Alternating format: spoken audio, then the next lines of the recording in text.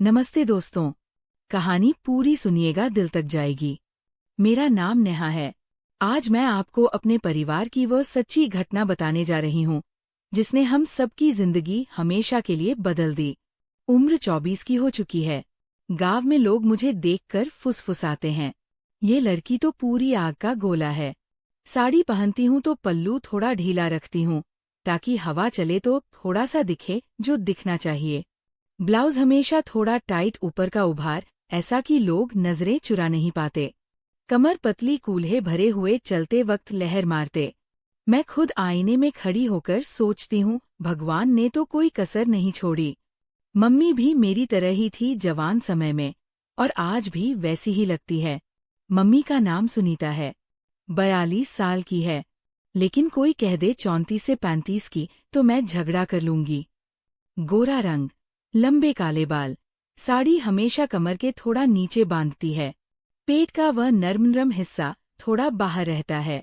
जब झुकती है तो पल्लू का खेल अलग ही होता है। पापा के जाने के बाद मम्मी ने खुद को बहुत संभाल कर रखा, लेकिन आंखों में वह अकेलापन साफ दिखता था। दादाजी नाम है राम सिंह, 68 साल के हैं, लेकिन गांव के जवान लड़के भी उनके सामने शर्मा जाते हैं। कद 6 फुट का, छाती चौड़ी, हाथों में अभी भी वो पुरानी ताकत। आवाज इतनी गहरी कि सुनकर रोंगटे खड़े हो जाए। लोग पीठ पीछे कहते हैं, बूढ़ा नहीं हुआ वो अभी, बस सही मौके का इंतजार कर रहा है। उस साल गर्मियां बहुत तेज थी। मैं कॉलेज की लंबी छुट्टी में घर आई थी, पूरा 1 महीना।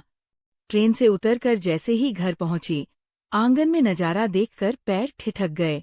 दादाजी पुरानी लकड़ी की चारपाई पर लेटे थे, सिर्फ एक पतली सूती लुंगी पहने हुए, ऊपर का पूरा बदन नंगा।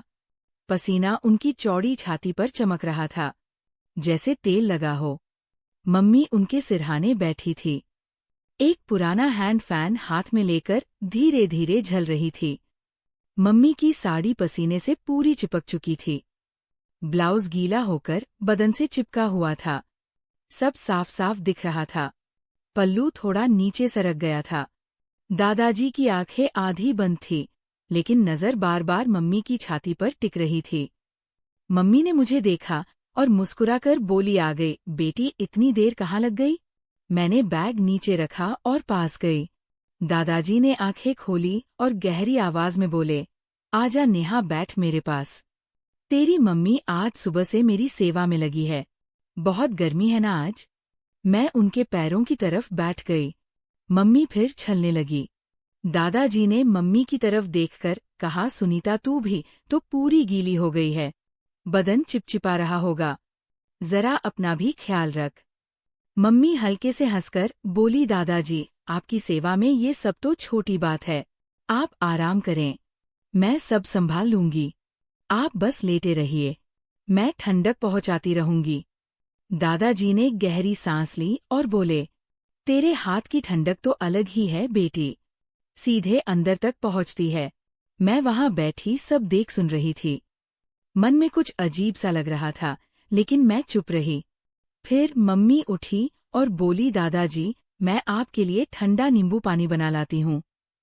दादाजी ने कहा, हाँ बना ले, लेकिन पहले ये फैन ऐसे ही चलाती रहे, तेरे हाथ की हवा सबसे अच्छी लगती है। मम्मी फिर बैठ गई। झलते वक्त उनका पल्लू और सरक गया। दादाजी मुस्कुराए और बोले, सुनीता तेरी साड़ी आज बहुत खूबसूरत लग रही है, रंग तेरे गोरे बदन पर और निखर रहा है। मम्मी शर्माकर बोली, दादाजी आप भी ना अभी भी इतना ध्यान देते हैं। मम्मी नींबू पानी लेकर आई। दादाजी उठकर बैठ गए। मम्मी ने गिलास आगे बढ़ाया, थोड़ा झुककर। दादाजी की नजर सीधे वहां गई जहां पल्लू के नीचे सब दिख रहा था। नींबू पानी पीते हुए दादाजी बोले, वाह सुनीता कितना रसीला है, तूने इसमें क्या क्या मिलाया? मम्मी की आंखें नीची हो गई, बोली, बस थोड़ा सा अपना रस डाला है दादाजी, ताकि आपको अच्छा लगे। दादाजी ने होंठ चाटे और बोले, रस तो कमाल का है बेटी, पहले भी चखा है, लेकिन आज कुछ ज्यादा मीठा और गाढ़ा लग रहा है। उस शाम हम तीनों आंगन में बैठे रहे। दादाजी पुरानी बातें उन्हें सुना रहे थे, कैसे वो जवान थे, गांव में कुश्ती लड़ते थे, कैसे दादी को पहली बार देखा था। बीच बीच में दादाजी मम्मी की तरफ देखते और कहते तेरी सास भी तो ऐसी ही थी, गोरी भरी हुई। जब चलती थी तो सब देखते रह जाते थे। ए तू भी तो वैसी ही है सुनीता, बल्कि उससे भी ज्यादा। मम्मी शर्मा जाती और कहती दादाजी बस कीजिए। नेहा सुन रही है, लेकिन उनकी शर्म में एक अजीब सी चमक थी जो अक्सर मर्दों के होती है। रात को खाना खाने के बाद दादाजी बोले, सुनीता मेरे पैर आज बहुत थक गए हैं। खेत पर गया था ना, सुबह जरा दबा देगी। तेरी सास भी ऐसे ही दबाती थी, बहुत राहत मिलती थी। मम्मी बोली, हाँ दादाजी, क्यों नहीं, आप चारपाई पर लेट जाइए। दादाजी लेट गए। मम्मी उनके पैरों के पास बैठ गई। साड़ी घुटनों तक ऊपर चढ़ गई थी। दादाजी की नज़र वहां अटक गई। मम्मी ने पैरों की उंगलियों से शुरू किया, धीरे धीरे दबाते हुए ऊपर की तरफ बढ़ी।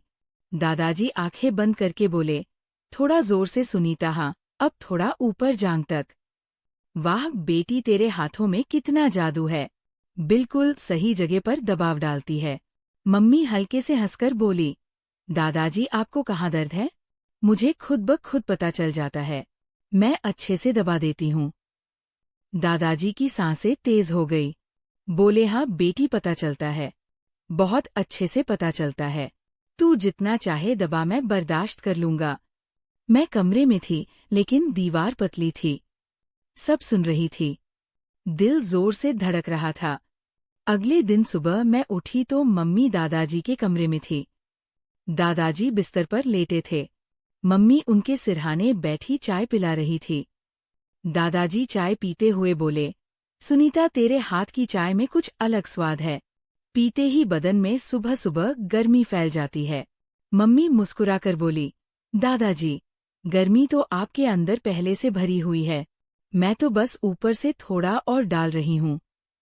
दादाजी ने मम्मी का हाथ पकड़ा और बोले, डाल ले बेटी, जितनी चाहे डाल ले, मैं तैयार हूँ। दोपहर में गर्मी और बढ़ गई। दादाजी ने कहा, सुनीता मेरे कंधे बहुत अकड़ गए हैं, जरा सरसों का तेल लगा दे। मम्मी तेल लेकर आई। दादाजी ने कुर्ता उतार दिया। मम्मी उनकी छाती पर, कंधों पर, पीठ पर तेल मलने लगी। दादाजी बोले, थोड़ा जोर से सुनीता, तेरे हाथ कितने गर्म और नरम हैं, जहाँ लगते हैं वहाँ आग लग जाती है। मम्मी हंसकर बोली, दादाजी आपकी छाती तो अभी भी लोहे जैसी मजबूत है, दबाने में मजा आता है। दादाजी की सांसें और तेज बोले, मजा तो मुझे आ रहा है बेटी, तू ऐसे ही मलती रहे, जितनी देर मन करे, मैं नहीं रोकूंगा। फिर एक दिन दादाजी ने मम्मी को दादी की पुरानी साड़ी दी। बोले, सुनीता ये तेरी सास की फेवरेट साड़ी थी, इसमें वह कितनी हॉट लगती थी, तू पहन कर देख। मम्मी कमरे में गई, साड़ी बदल कर आई। साड़ी कमर के काफी नीचे बंधी थी, पेट का पूरा हिस्सा दिख रहा था। दादाजी की आंखें चमक उठी जो अक्सर मर्दों के होती है। बोले, अरे वाह सुनीता, बिल्कुल वैसी ही लग रही है, बल्कि उससे भी ज्यादा गर्म। घूम तो जरा। मम्मी शर्माते हुए घूमी। दादाजी बोले, तेरी कमर तो अभी भी कितनी नरम और लचीली है, कोई पकड़ ले तो हाथ से छूटे नहीं। मम्मी का चेहरा लाल हो गया। बोली, दादाजी आप भी ना अभी भी पुरानी यादें इतनी ताजा रखते हैं। रात को दादाजी ने कहा, सुनीता आज नींद नहीं आ रही, पुरानी बातें याद आ रही हैं, जरा मेरे पास बैठ। तेरी सास भी ऐसे ही बैठती थी जब मुझे बेचैनी होती थी। मम्मी उनके बगल में बैठ गई। दादाजी ने उनका हाथ पकड़ा। बोले, तेरे हाथ लगते ही बेचैनी कम हो रही है, थोड़ा और करीब आना। मम्मी और करीब सरक गई। दादाजी बोले, सुनीता तेरे बदन से जो खुशबू आती है वो सीधे दिल में उतरती है। मम्मी धीरे से बोली, दादाजी आप भी तो अभी तक इतने ताकतवर हैं, कोई छू ले तो पता चल जाए। ऐसे दिन बीतते गए। हर सुबह मम्मी दादाजी को चाय पिलाती, हर दोपहर तेल मलती, हर शाम पैर दबाती, हर रात पास बैठती। बातें हमेशा ऐसी कि सुनने वाला सोचे कुछ गांव में अफवाहें शुरू हो गई। पड़ोस की चाची ने मम्मी से पूछा, सुनीता तू दादाजी के साथ इतना समय क्यों बिताती है? मम्मी हंसकर बोली, चाची घर के बड़े हैं, उनकी सेवा फर्ज है, लेकिन लोगों की नजरें शक भरी थी। फिर एक दिन दादाजी को उनकी पुरानी डायरी मिल गई। वो पूरी रात पढ़ते रहे। सुबह मम्मी चाय लेकर गई तो दादाजी की आंखें लाल थी, रो रहे थे। मम्मी ने पूछा, दादाजी क्या हुआ? दादाजी ने डायरी खोली और धीरे धीरे पढ़कर सुनाया दादी के साथ उनकी पूरी जिंदगी की कहानी। पहली मुलाकात, शादी, बच्चे साथ बिताए पल और आखिरी समय जब दादी ने उनका हाथ पकड़ा था। दादाजी फूट फूट कर रोए। बोले, सुनीता, मुझे सबसे बड़ा डर ये है कि आखिरी समय में कोई अपना ना हो, कोई हाथ पकड़ने वाला ना हो। तेरी वजह से पिछले कुछ महीनों में मैं फिर जी उठा था।